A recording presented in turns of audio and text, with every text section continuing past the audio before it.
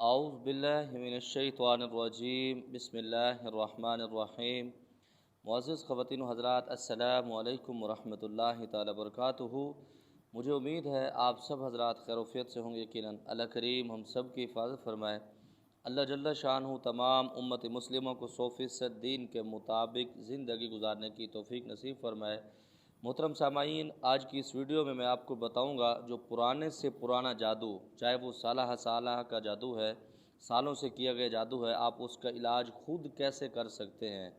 محترم سامعین، اس کی چند نشانی میں آپ کو بتاتا ہوں، اس کے بعد علاج کے بارے میں مکمل معاملات آپ کو بتاتا ہوں۔ محترم سامعین، جو پرانا جادو کیا جاتا ہے اس کے اکثر جو پہچان ہے وہ گھر کے اندر لڑائی جھگڑے زیادہ ہوتے ہیں، مریض بہت زیادہ بیمار ہو جاتے ہیں اور ڈاکٹروں کو بالکل سمجھ نہیں آتی یہ معاملات ہیں کیا اور یہ مریض بیمار کیوں ہے۔ محترم سامعین، اگر کسی کے ساتھ ایسے معاملات چل رہے ہوں تو آپ اس کا علاج کیسے کر سکتے ہیں۔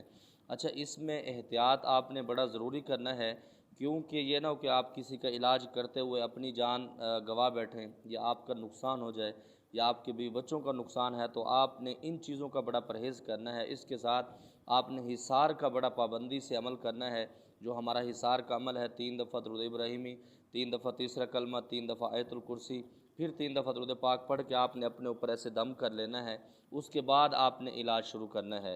محترم سامعین، علاج آپ نے کیسے کرنا ہے؟ جس گھر کے اندر پرانے سے پرانا جادو کیا گیا ہو، جو سالوں سال سے جادو چل رہا ہو، آپ نے اس گھر کے اندر چلے جانا ہے۔ جانے کے بعد آپ نے وضو طہارت کا بہت زیادہ خیال کرنا ہے۔ وضو کرنے کے بعد آپ نے اچھی سی خوشبو لگا لینی، اپنے ہاتھوں پر مل کے پورے جسم کے اوپر آپ اس خوشبو کو مل لیں۔ اس کے بعد اگر اس گھر کے اندر جو مریض ہیں، 2 مریض ہیں، 3 ہیں، 4 ہیں، آپ ان سے کہیں کہ وہ وضو کر کے آئیں۔ وضو کرنے کے بعد آپ ان کو ان کے سامنے بٹھائیں اور کوشش اس میں کریں کہ آپ نے ڈرنے والا کام نہیں کرنا، کیونکہ اس کے اندر اکثر معاملات ایسے ہوتے ہیں، بعض اوقات کسی مریض کے اوپر حاضری بھی ہو سکتی ہے، کیونکہ جب پرانے معاملات چل رہے ہوتے ہیں وہاں پر اللہ کی مخلوق ہوتی ہے جس کو ہم چوڑے جنات بھی کہتے ہیں، اس میں مسلمان بھی کچھ ہوتے ہیں، تو ان کی حاضری کے امکانات ہوتے ہیں۔ جب حاضری ہوتی ہے تو پھر پیر صاحب کی ہوا نکل ویندی ہے، ول اوندا ہوا دا خیال بھی تساں خود کرنا ہے۔ تو آپ نے اپنی ہوا کو مضبوطی سے رکھنا ہے اور ڈرنا بالکل نہیں، گھبرانا بالکل نہیں، کیونکہ عملیات کے اندر جو آدمی ڈرتا ہے وہ ناکامیاب ہوتا ہے، جو ڈرتا نہیں وہ کامیاب ہوتا ہے۔ تو آپ نے اس کے اندر خوف نہیں کرنا۔ اور دوسرا آپ کو بتاتا چلوں، یہ جنات جتنی اللہ کی مخلوق ہے، جتنا آپ ان سے ڈرتے ہیں یہ اتنا ہی آپ کو ڈراتی ہے۔ اگر آپ ان سے ڈرتے نہیں تو یہ آپ سے ڈرتی ہے۔ اور اللہ جل شانہ کے معاملات ایسے ہیں، اللہ جل شانہ نے انسان کو اشرف المخلوقات بنایا ہے، کسی جن کو نہیں بنایا، کسی جانور کو نہیں بنایا، لیکن اشرف المخلوقات انسان پھر جن سے ڈر رہا ہوتا ہے۔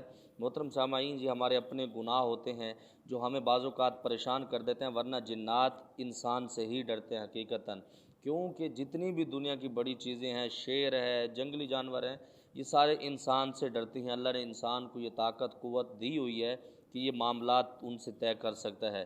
تو محترم سامعین، آپ نے وضو کرنے کے بعد ان مریضوں کو بھی تھوڑی تھوڑی خوشبو لینی ہے، لگا لینی ہے۔ لگانے کے بعد آپ اس گھر کے اندر، جس گھر کے اندر عمل کر رہے ہیں، آپ کو پتہ ہونا چاہیے کہ جادو کتنا پرانا ہے، 2 سال کا ہے، 3 سال کا ہے، 5 سال کا، 10 سال کا ہے، تو آپ اس کی پڑتال ضرور کریں، ورنہ ایسا نہ ہو کہ آپ کا نقصان ہے۔ کرنے کے بعد آپ نے 3 دفعہ اپنا حصار آپ نے کر لینا ہے، جیسے میں نے آپ کو بتایا، 3 دفعہ تیسرا کلمہ، 3 دفعہ آیت الکرسی، 3 دفعہ والآخر درود پاک پڑھ کے اپنے ہاتھوں پر پھونک مار کے اپنے بیوی بچوں کو بھی آپ خاص طور پر حصار میں لیں، ورنہ اس کا نقصان یہ ہوتا ہے کہ ادھر سے مریض جیسے ٹھیک ہوتا ہے وہ آپ کے گھر کے اوپر اٹیک کرتا ہے، پھر آپ کے بیوی بچے اس کے اندر متاثر ہو جاتے ہیں۔ تو اس کے بعد آپ نے 3 دفعہ درود ابراہیمی پڑھنا ہے۔ 3 دفعہ سے زیادہ بھی آپ پڑھ سکتے ہیں، 7 مرتبہ بھی پڑھ سکتے ہیں، 11 مرتبہ، 5 مرتبہ، جتنا آپ کو آسانی ہو، مریض کی پوزیشن دیکھ کر آپ پھر پڑھیں۔ اس کے بعد آپ نے 3 دفعہ سورۃ الفاتحہ شریف پڑھنا ہے اور آپ اس کو دل لگی سے، محبت سے اس کے اندر غرق ہو جانا ہے۔ اس کے بعد ایک دعا ہے، میں آپ کو پڑھ کے بھی سناتا ہوں، یہاں سکرین پر بھی لگا دوں گا، آپ اس کو پڑھیں، اس کی تعداد بھی بتاتا ہوں۔ بسم اللہ الرحمن الرحیم، الہی احدی صمدی یا منتہی مددی، عجل فرجی بحق عربی صلی اللہ علیہ وسلم، الہی احدی صمدی یا منتہی مددی، عجل فرجی بحق عربی صلی اللہ علیہ وآلہ وسلم۔ یہ دعا ہے، آپ نے 111 مرتبہ اس کو پڑھنا ہے۔ پڑھنے کے بعد آپ نے اینڈ پر 11 مرتبہ والسلام والسلام والسلام والسلام، یہ لفظ آپ نے 11 مرتبہ دہرانے ہیں۔ دہرانے کے بعد آپ نے 1 گلاس پانی کا ساتھ رکھنا ہے۔ اس کے بعد اینڈ پر پھر آپ درود ابراہیمی کا اہتمام کریں گے۔ کرنے کے بعد آپ اس پانی کے اوپر دم کر دیں۔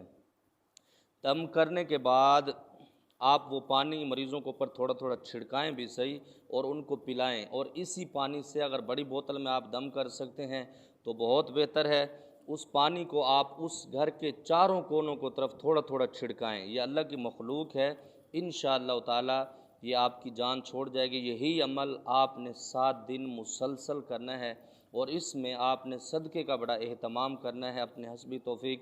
کوئی بھی چیز آپ غریبوں کے اندر تقسیم کر سکتے ہیں، کھانا کھلا سکتے ہیں تو بہت بہتر ہے، ورنہ 5-6 روٹیوں کے ٹکڑے بنا کے آپ چھت کے اوپر ڈالتے رہیں۔ 11 دن عمل کرنے کے بعد انشاءاللہ تعالی اللہ رب العزت تمام معاملات بہتر فرما دیں گے۔